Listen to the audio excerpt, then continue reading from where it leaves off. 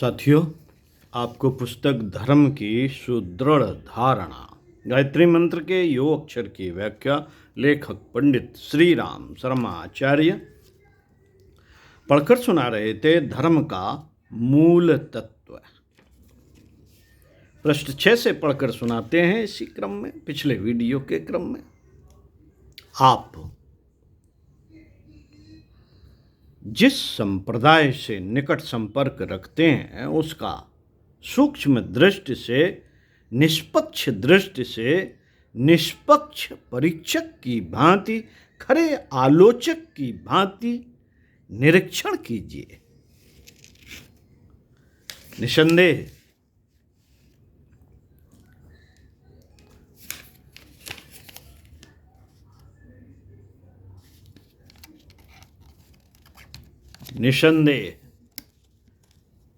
साथियों,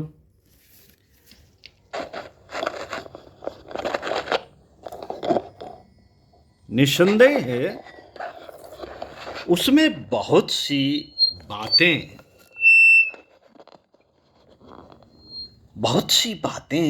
बहुत ही उत्तम होंगी, क्योंकि हर समय संप्रदाय धर्म का सहारा लेकर खड़ा हुआ।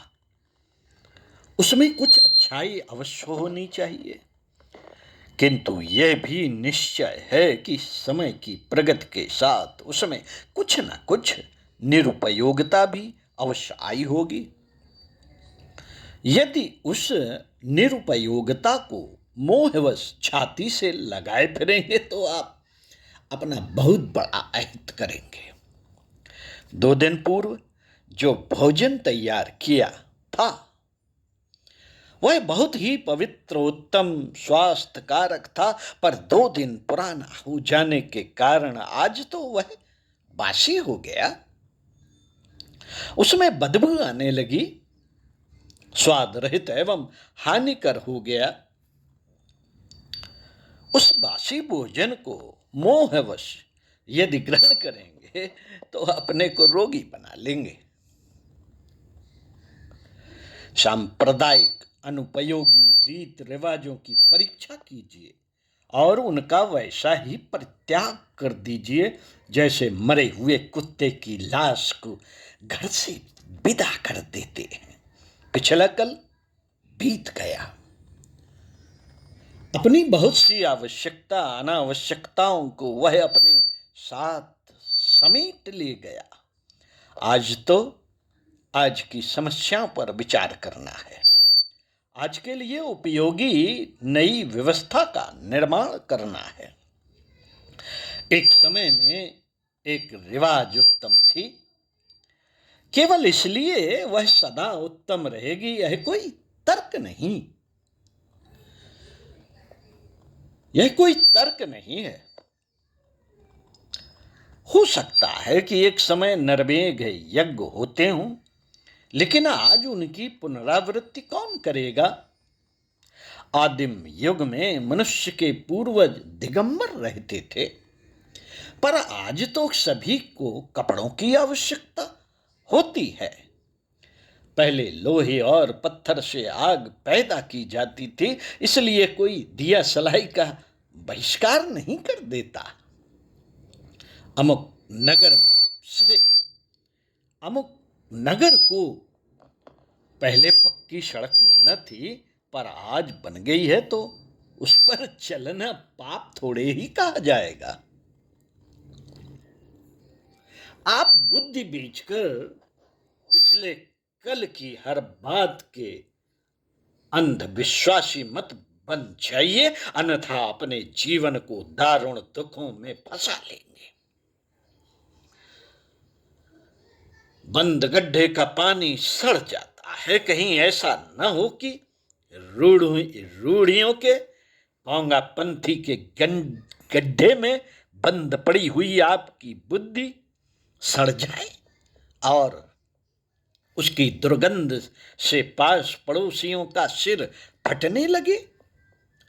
सदैव अपनी चेतना को स्वच्छ रखिए। घर के कूड़े को जैसे रोज रोज साफ किया जाता है, वैसे ही धर्म साधना के लिए अनुपयोगी रीत रिवाजों की सदैव सफाई करते रहा कीजिए। उनके स्थान पर वर्तमान समय के लिए जिन प्रथाओं की आवश्यकता है उनकी आधारशिला आरोपित करने के लिए साहसपूर्वक आगे कदम बढ़ाया कीजिए।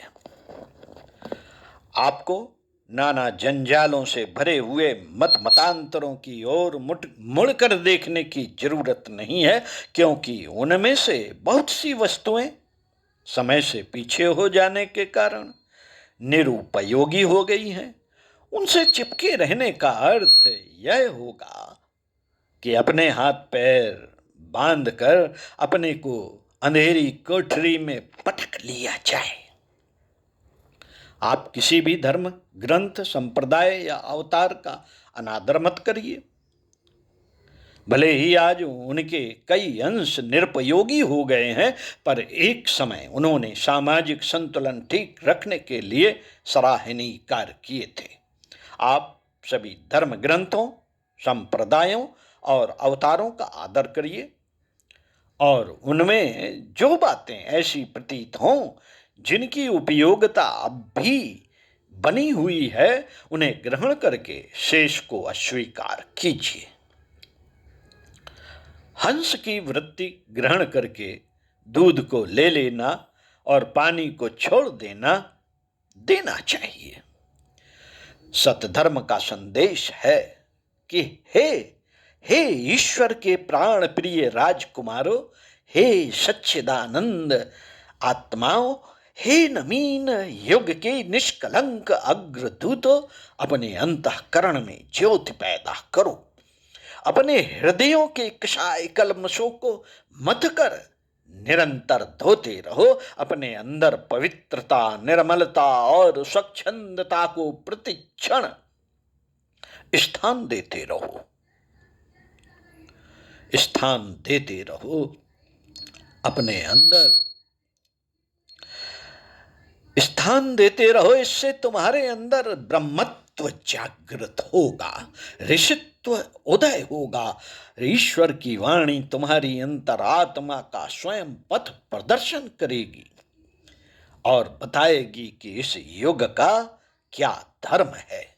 जब आप अनादि सत धर्म को स्वीकार करते हैं तो इन नाना प्रकार के जंजालों से भरी हुई पुस्तकों की ओर क्यों ताकें?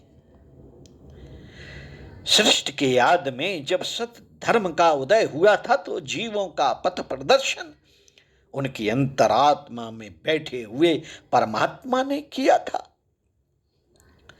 इसी को वेद या आकाशवाणी कहा जाता है। आप पुस्तकों की गुलामी छोड़िए।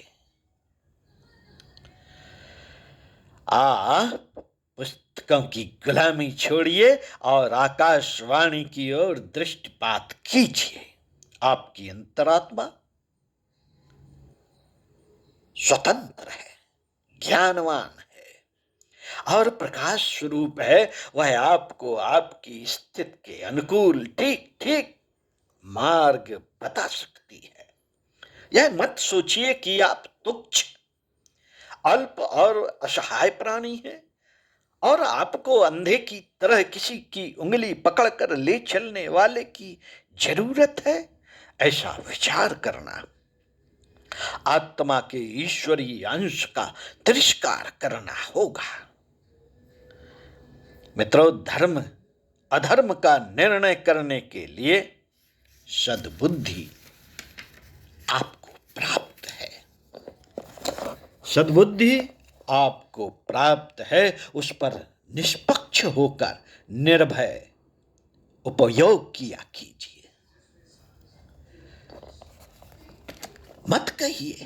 मत कहिए कि हमारी बुद्धि अल्प है, हमारा ज्ञान थोड़ा है। हो सकता है कि अक्षर ज्ञान की दृष्टि से आप पीछे हों, परंतु सद्बुद्धि तो ईश्वर ने सबको दी है, वह आपके पास भी कम नहीं है। दीनता की भावना को आश्रय देकर आत्मा का तिरस्कार मत कीजिए। अपनी सद्बुद्धि पर विश्वास करिए और उसी की सहायता से आज के लिए उपयोगी रीत रिवाजों को स्वीकार कीजिए। यही सच्चा धर्म है, यही सच्चा धर्म है। इसी क्रम में चिंतन मनन जरूर कीजिए। आपको अगली वीडियो में आपको इसी पुस्तक के पृष्ठ 8 से पढ़कर सुनाएंगे, धर्म और सामूहिकता की भावना। ओम शांति।